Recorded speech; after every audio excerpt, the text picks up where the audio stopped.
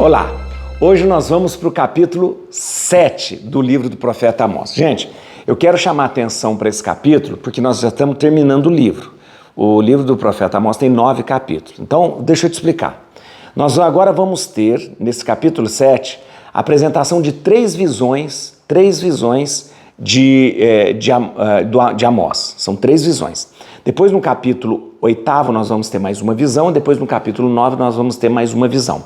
Então, em Amós, nós temos contato com 5 visões do profeta Amós. Neste capítulo, a gente vai ter a visão dos gafanhotos, a visão do fogo e a visão do prumo. Eu vou explicar tudo isso para vocês. Mas nesse capítulo 7, vão ser apresentadas 3 visões: fogo, gafanhoto, fogo e prumo. Tá bom? Tá. E neste capítulo 7, tem uma coisa muito interessante. Lembra que eu falei para vocês que o Amós é um profeta do sul, lá de Judá, e que vem para o norte e começa a pregar contra Samaria e contra o norte? Então, o pessoal lá vai se encher disso. O sacerdote, o Amazias, que é do norte, lá do santuário, lá de Betel, vai acusar o Amós de se revoltar contra o rei, de ser traidor do rei do norte, e vai fazer um inferno na vida do Amós. Tanto é que eu não queria falar para você, mas já praticamente vai ser o fim do profetismo de Amós lá em Betel, né? Porque o Amós sai do sul, né? Sai lá do coisa, né? E vai lá para o norte, e vai lá no santuário de Betel, que é o santuário do norte, ficar falando contra eles. Tinha que falar, porque era Deus que estava mandando. Mas eles não se aguentam e eles dão um jeito de denunciar o Amós para o rei. O rei é o Jeroboão II, né? Jeroboão II. Mas vamos lá, vou contar isso para vocês, vamos ler, que é muito interessante, muito interessante. Então vamos lá? Bíblia na mão, Espírito Santo no coração. Vamos ver aqui. Vamos ver primeiro as 3 visões que ele tem. Eu vou explicar uma por uma para vocês. E depois esse quiprocó que deu aí do Amazias acusando o Amós lá para o rei. Vamos lá. Eis que me mostrou o Senhor Javé uma nuvem de gafanhotos no tempo em que a forragem começa a crescer. Primeira visão do gafanhoto. Era a forragem depois da ceifa reservada ao rei. Quando os gafanhotos acabaram de devorar a erva da terra, eu disse: Senhor, tende misericórdia, como poderá resistir Jacó, sendo ele tão pequeno? O Senhor arrependeu-se e isso não acontecerá, disse o Senhor. A segunda visão. Eis o que ainda me mostrou o Senhor Javé. O Senhor Javé chamava o fogo para exercer o castigo. O fogo, tendo devorado o grande abismo, consumia também os campos. Então disse eu: cessai, Senhor Javé, como poderá resistir Jacó, sendo ele tão pequeno? O Senhor arrependeu-se, pois tampouco isso há de acontecer, disse-me o Senhor. Agora a terceira visão. Eis o que me mostrou o Senhor Javé. O Senhor estava de pé sobre um muro a prumo, com um prumo na mão. Que estáis vendo, Amós? Perguntou-me. Eu disse: um prumo. Eis que vou passar ao prumo o meu povo de Israel, replicou o Senhor, e não lhe perdoarei mais. Os lugares altos de Isaque serão devastados, os santuários de Israel serão destruídos. Eu me levantarei e brandirei a espada contra a casa de Jeroboão. Amazias, sacerdote de Betel, mandou dizer a Jeroboão, rei de Israel: Amós conspira contra ti no meio dos israelitas. A terra não pode mais suportar os seus discursos. Ele diz que Jeroboão perecerá pela espada e que Israel será deportado para longe de seu país. Amazias disse a Amós: vai-te daqui, vidente, vai para a terra de Judá e ganha lá o teu pão profetizando. Mas não continues a profetizar em Betel, porque aqui é o santuário do rei, uma residência real. Amós respondeu a Amazias: eu não sou profeta nem filho de profeta. Sou pastor e cultivador de sicômoros. O Senhor tomou-me de detrás do meu rebanho e disse-me: vai e profetiza contra o meu povo de Israel. Ouve, pois, agora a palavra do Senhor. Tu me dizes: não profetizarás contra Israel, não falarás contra a casa de Isaque. Pois bem, eis o que diz o Senhor: tua mulher será violada em plena cidade. Teus filhos e tuas filhas cairão sob a espada. Teu campo será repartido a cordel. Quanto a ti, morrerás em uma terra impura, e Israel será deportada para longe de seu país. Você viu? Muito bem. Esse capítulo 7 é bastante intenso, bastante intenso. Primeiro tem as visões. Vamos lá na sequência. Gafanhoto, fogo e prumo. Muito bem? Aqui nós temos elementos muito importantes do profeta. Primeiro, o profeta tem a visão dos gafanhotos. Os gafanhotos que é uma praga horrível. Os gafanhotos sempre foram uma praga terrível para a plantação. Não só naquele tempo, mas em muitos lugares os gafanhotos acabam com qualquer plantação. Então, a primeira visão que ele tem é dos gafanhotos que vinham devorar tudo. Imagina, e aí vem sobre, e é tão devoradora essa praga, que aquele conta que ele vem sobre a ceifa do rei. Vou te explicar daqui a pouco o que é a ceifa do rei. Muito bem, aí aparece uma coisa interessante. O Amós, ele se apresenta como um intercessor e pede a Deus: Deus, coitado desse povo Israel, não faça isso com ele. Aí, o Amós escreve aqui que Deus se arrependeu e não fez nada com seu povo, né? Deus se arrepende? Não, não é que Deus se arrepende. Deus é misericordioso. Vou te explicar. A segunda visão é a visão do fogo, fogo devorador que vem comendo, lambendo e comendo tudo. E também Amós pede: Senhor, tenha piedade do seu povo. E Deus então se arrependeu e não fez isso. A terceira visão é do prumo. O que é o prumo, gente? O prumo era o prumo é quando você vai fazer um muro, quando você vai fazer uma construção, você põe um muro. O muro é sinal da equidade, da justiça, daquilo que é certo, daquilo que é correto. Então, quando ele usa a visão do prumo, significa que Deus vai passar o prumo e vai fazer justiça. Quem tiver errado, cai. Quem tiver certo, continua. E aí, nesse momento, o próprio Amós traz aqui uma palavra sobre o rei Jeroboão. Diz assim: eu me levantarei e brandirei a espada contra a casa de Jeroboão. Opa! Quando Amós apresenta esta profecia, feita, né? A profecia é Deus falando contra Jeroboão. Pá, o Amazias falou: agora é a chance. Agora é a chance de eu acabar com esse Amós aqui. Aí o Amazias, quem que é? Amazias é o sacerdote lá do santuário de Betel. Ele falou: Amós falou contra o rei. É agora que eu vou acabar com esse Amós. Agora. Foi lá e deu com a língua nos dentes para o rei Jeroboão e falou para o rei Jeroboão: o Amazias está conspirando contra você. Cuidado! Olha, a gente não pode mais suportar esse estrangeirinho aí, ó, que vem lá não era um estrangeiro, mas vem lá do sul, vem lá da terra dele, de Judá, e vem falar mal de nós, mal do nosso santuário, vem falar mal do rei. E pior, ele está falando que nós todos seremos deportados e você vai perecer pela espada. Então, imagina. E realmente, Amós tinha falado isso porque Deus tinha mandado falar.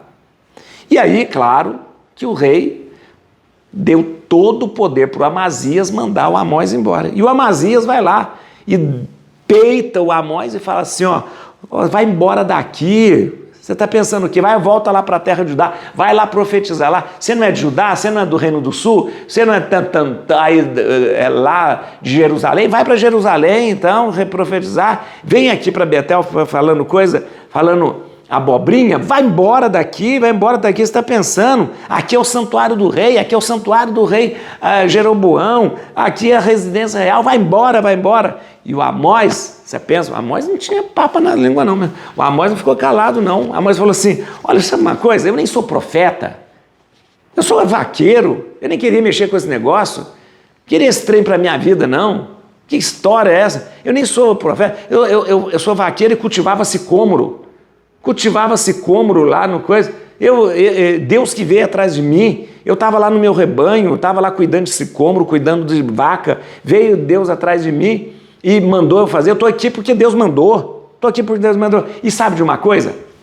Aí ele taca uma outra profecia e fala, é isso que vai acontecer, vocês serão violados, vocês serão arrasados, tudo vai ser colocado, medido a cordel, vai ser tudo, vocês vão morrer, essa terra vai ficar impura, Israel vai ser para longe do seu país. Blá, vomitou a profecia nele lá. E realmente o que ia acontecer? No ano 722, Samaria cai, o reino do norte é devastado pelos assírios e todo o reino do norte é deportado. Não diga que Amós não avisou, mas eles não escutaram. Muito bem, vamos lá. Então, deixa eu só explicar. Agora, em Amós 7, a gente está indo para o final do livro, Amós 7 começa agora o relato de 5 visões. No capítulo 7, nós tivemos 3 visões. Gafanhoto, fogo e prumo. No capítulo 8, que é o próximo capítulo, vai ter mais uma visão. E no capítulo 9, mais uma visão. Completam-se, então, 5 visões. Muito bem. A última parte do livro, termina justamente, quando a gente terminar o livro, termina justamente com a restauração da cabana de Davi. Mas quando chegar lá no capítulo 9, eu te explico o que é isso. Muito bem, no versículo 1, tem uma coisa interessante que eu falei, aqui quando fala da praga dos gafanhotos, fala no tempo em que a forragem, era a forragem depois da ceifa reservada ao rei. Ceifa do rei. O que é ceifa do rei? A ceifa do rei era um preceito, estava lá mencionado no primeiro livro dos reis, que a primeira colheita, a primeira corte de qualquer plantação que você tem, você dá para o rei. A título de pagamento de um imposto, ou assim. Mas o primeiro corte é do rei. Então todo mundo que cultivava alguma coisa, a primeira ceifa era reservada do rei. Tá? Aí ele diz que o gafanhoto vinha até sobre a ceifa do rei, mas tudo bem. O que eu queria lembrar também no versículo 2 é uma coisa muito interessante. Quando fala, quando os gafanhotos acabaram de devorar a erva da terra, eu disse, Senhor, tende misericórdia. Como poderá resistir Jacó, sendo ele tão pequeno? O profeta pede misericórdia. E o Senhor, então, se arrependeu. Isso não acontecerá. Muito bem. Vamos lá. Primeira coisa. O profeta fala aqui como um intercessor. Ele intercede pelo povo. E é muito interessante você entender isso. Por quê? Porque o ministério do profeta, ele é duplo. O que o profeta faz? Ele anuncia a palavra de Deus, ele fala, Deus fala pela boca do profeta, então ele anuncia o que Deus quer falar, Ao invés de Deus ficar falando com uma voz lá do céu, é o profeta que fala o que Deus quer falar. E o segundo ministério do profeta é ser intercessor. Então, é o duplo ministério do profeta. Todo profeta, ele intercede pelo povo, reza pelo povo, suplica pelo povo, E ao mesmo tempo, ele é a boca que fala o que Deus quer falar. Tá vendo que essa questão da intercessão é uma questão bíblica e muito antiga? Às vezes eu vejo uns Zé Mané falando, não tem nenhum intercessor, santo não pode ser intercessor. Gente que não estuda a Bíblia é fogo, nossa senhora, pelo amor de Deus, A intercessão é algo presente na Bíblia desde o seu início. E a dúplice missão, ministério do profeta é ser intercessor e ser anunciador da palavra de Deus. Tá bom? Vamos lá. Aí o que acontece? No versículo 3, o Senhor arrependeu-se e isso não aconteceu. Como eu disse para vocês, mas Deus se arrepende? Não, Deus não arrepende. Deus é imutável, então Deus não se arrepende. Deus fala, eu vou te castigar, agora eu estou me arrependido. Não, é a maneira de dizer, a maneira de apresentar a misericórdia de Deus. Por quê? Nas visões que nós temos aqui, sempre se usa o verbo arrepender-se. Mas não é arrependimento, é a maneira humana de falar da misericórdia de Deus. Por quê? Presta atenção. Se a justiça exige o castigo, ou seja, se a justiça exige que aquele povo seja castigado, por quê? Porque eles fizeram mal, eles foram infiéis, eles abandonaram Deus, né? Isso a justiça ela exige. A misericórdia de Deus elimina esse castigo. Então, a maneira deles representarem essa misericórdia de Deus que elimina o castigo é dizendo que Deus se arrependeu, tá bom? É a maneira humana de dizer que Deus eliminou aquele castigo, é dizendo que ele se arrependeu, tá bom? Muito bem. E o prumo? Engraçado, né? Eis o que me mostrou o Senhor Javé. O Senhor estava de pé sobre um muro a prumo, com um prumo na mão. Muito bem. O termo usado aqui, na verdade, é Kanak. Kanak. Kanak, que se você traduzir, significa estanho. Olha que interessante. Por isso que algumas vezes, se você estiver me acompanhando aí, pode ser que na sua Bíblia está escrito estanho. O Senhor estava com estanho na mão, né? Um estanho. Por quê, gente? Porque geralmente os prumos, eles eram feitos de estanho. Aliás, até hoje, né? Tem prumo, estanho para fazer chumbada, fazer coisa para pescar, coisa, e para fazer prumo também. Você pode fazer um prumo com estanho. Então, como naquela época se fazia o prumo com estanho, né? O termo usado aqui é estanho, Kanak, tá bom? E muito bem, e a partir do versículo 10 nós temos essa acusação de Amazias contra Amós. Olha aqui, ó. Amazias, sacerdote de Betel, mandou dizer a Jeroboão, rei de Israel, Amós conspira contra ti no meio dos israelitas, a terra não pode mais suportar os seus discursos. Muito bem.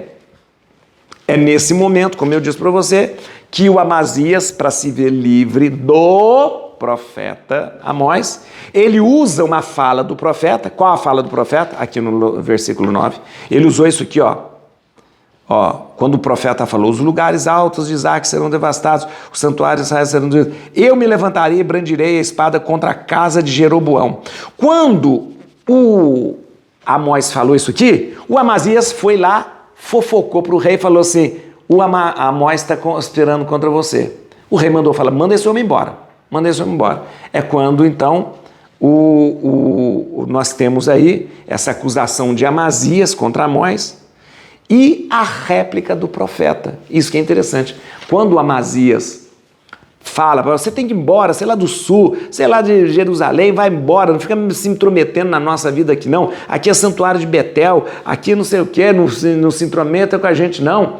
Aí a réplica de Amós é assim, ó, um dedo na cara dele, fala assim, ó, escuta uma coisa, eu sou vaqueiro, eu sou cultivador de sicômoro, preciso disso aqui não, não estou fazendo isso aqui para ganhar dinheiro não, estou aqui porque Deus mandou, estou aqui porque Deus foi lá atrás de mim quando eu estava tangendo as vacas, Deus foi atrás de mim, preciso desse negócio aqui não, estou aqui porque Deus me mandou e falou, já que você está me mandando embora, então eu vou falar para você o que vai acontecer. Tudo vai ser devastado, tudo vai ser destruído, tudo vai ser levado embora e Israel vai ser levado para outro país. Não queria ouvir? Ouviu, então. Gente, é interessante isso aqui, porque é isso mesmo. Amós não precisa disso. Amós é vaqueiro e cultivador de sicômoro. Aliás, sabe o que é sicômoro? Sicômoro. Mostra o sicômoro aqui, ó. Essa é uma árvore de sicômoro. O sicômoro é uma figueira, ela produz uns figos rústicos. Normalmente esses figos são usados para alimentar o gado. Então todo mundo que cultiva gado geralmente cultiva sicômoro também, porque o sicômoro, o fruto, esse figo mais rústico, alimenta o gado, né? Então é uma árvore grande. E o fruto do sicômoro é esse figo aqui, ó, como eu disse, esse figo mais rústico, né? Então ele era cultivador de sicômoro e criava vaca. E ele falou, eu vim aqui porque Deus mandou. E ele fez isso justamente porque Deus o impeliu a fazer. E realmente, o capítulo 7 termina justamente com esta grande profecia dizendo da deportação do povo de Israel que vai acontecer no ano 722.